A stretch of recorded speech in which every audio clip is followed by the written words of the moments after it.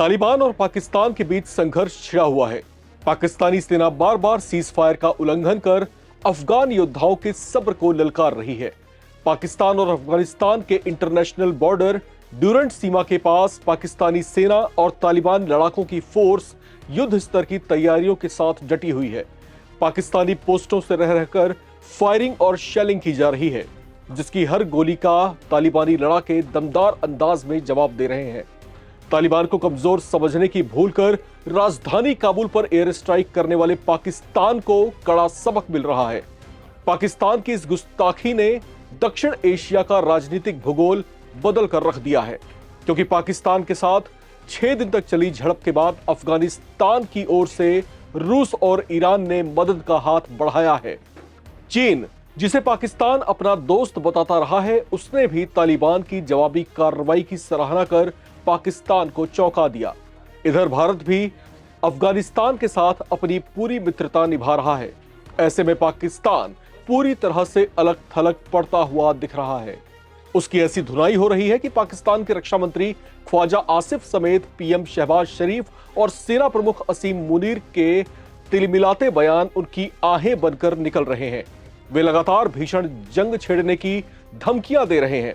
ऐसा भी कहा जा रहा है कि पाकिस्तान अफगानिस्तान पर एक साथ बड़ा हमला कर उसे सरप्राइज कर सकता है, क्योंकि जिसके बल पर वो कूद रहा है वो अमेरिकी राष्ट्रपति डोनाल्ड ट्रंप दूर से हर गतिविधि पर नजर रखे हुए हैं।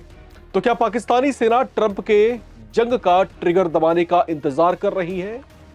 नमस्कार, मैं हूं राम विश्वकर्मा, आप देख रहे हैं राम की रिपोर्ट। अफगानिस्तान को कमजोर समझने की भूल पाकिस्तान को धूल में मिला सकती है, क्योंकि तालिबान शासन की मदद के लिए रूस और ईरान खुलकर उतर आए हैं। अफगानिस्तान के तालिबान शासन ने पाकिस्तान की मरम्मत करने की पूरी व्यवस्था कर ली है। पिछले दिनों राजधानी काबुल में हुए पाकिस्तान के हवाई हमले से सबक लेते हुए तालिबान सरकार ने अपने एयर स्पेस की सुरक्षा न सिर्फ बढ़ा ली है, बल्कि दुश्मन पाकिस्तान की गुस्ताख एयरफोर्स को सबक सिखाने का इंतजाम भी कर लिया है। अब इसमें जो है उसकी मदद की है दोस्त रूस ने। पाकिस्तान के साथ तनाव के बीच अफगान तालिबान ने देश में वायु रक्षा प्रणाली की तैनाती की है। हुर्रत रेडियो की रिपोर्ट के मुताबिक अफगानिस्तान के तालिबान शासन के तहत 313वीं सेंट्रल आर्म्ड कोर की 1st इन्फेंट्री ब्रिगेड के तोपखानों के अधिकारियों ने रूसी 2 shot 23 ZU air defence system को सक्रिय कर दिया है। कोर ने बताया कि इन प्रणालियों को विशिष्ट स्थानों पर रणनीतिक रूप से तैयार या फिर तैनात किया गया है। यह तैनाती ऐसे समय पर की गई है जब पाकिस्तान और अफगानिस्तान के बीच भारी तनाव है। दोनों पक्षों के बीच इसी महीने कई दिनों तक हिंसक झड़प हुई थी, जिसमें पाकिस्तानी सेना ने काबुल समेत अफगानिस्तान के कई प्रांतों में हवाई हमले करने की कोशिशें की थी।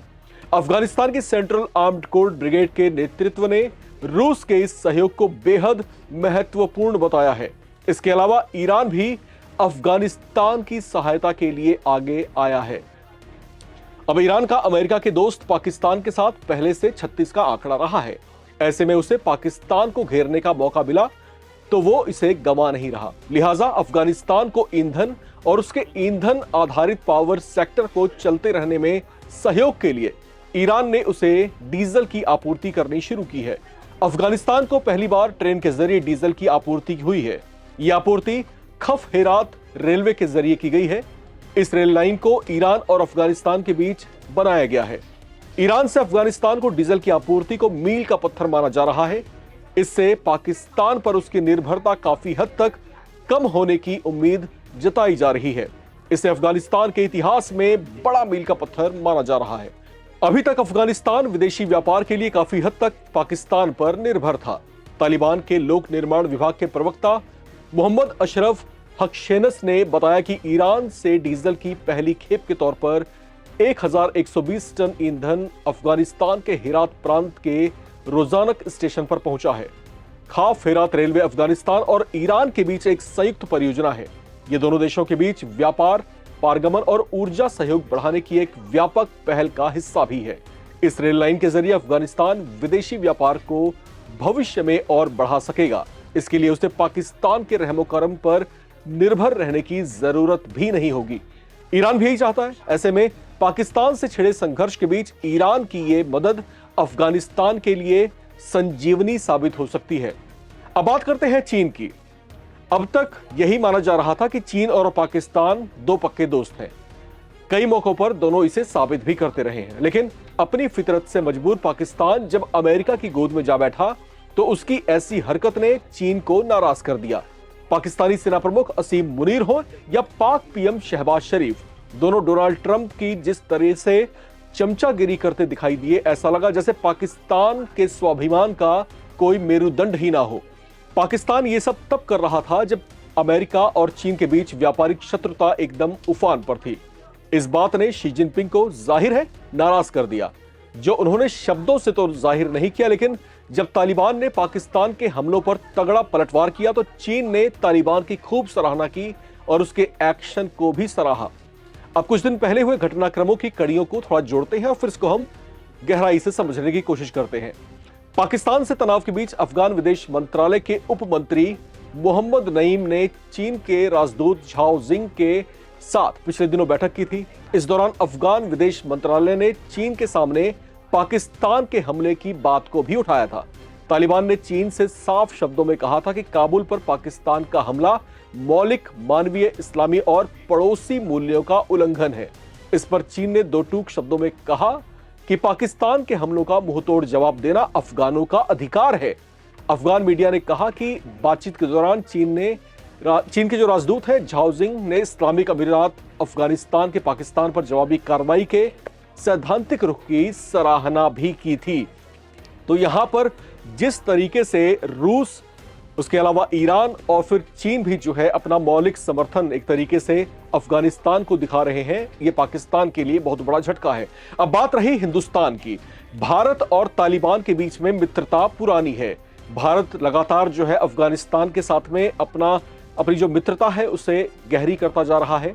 बहुत सारे जो है इन्वेस्टमेंट्स भी अफगानिस्तान में भारत ने किए हुए हैं। तो अभी कुछ दिन पहले जब आमिर खान मुत्ताकी, जो कि विदेश मंत्री हैं अफगानिस्तान के, जब हिंदुस्तान के दौरे पर आए थे, उस समय भी दोनों देशों के बीच में पारस्परिक सहयोग की चर्चाएं हुई थी। आपस में सहयोग बढ़ाने को लेकर के भी चर्चाएं हुई थी। इसी से तिलमिलाए हुए पाकिस्तान ने जब अफगानिस्तान पर अटैक किया तो फिर अफगानी लड़ाकों ने दिखा दिया कि वो क्या दमखम रखते हैं, क्योंकि जो पॉलिटिकल सिनेरियो है वो जिस तरीके से ड्रिफ्ट कर रहा है, जिस तरीके से इस पूरे रीजन में बदल रहा है, वो कहीं ना कहीं पाकिस्तान को चौतरफा घेरता हुआ नजर आ रहा है। ऐसे में पाकिस्तान के सामने विकल्प क्या बचेंगे? क्या अमेरिका उसके सहयोग के लिए काफी रहेगा? लेकिन यहां ध्यान रखना चाहिए कि ये कोई स्कूल कॉलेज की लड़ाई नहीं है। यहां पर सारी चीजें डिप्लोमेसी के हिसाब से चलती हैं। डिप्लोमेटिक रिलेशंस मायने रखते हैं और ये डिप्लोमेटिक रिलेशंस बहुत सेंसिटिव होते हैं।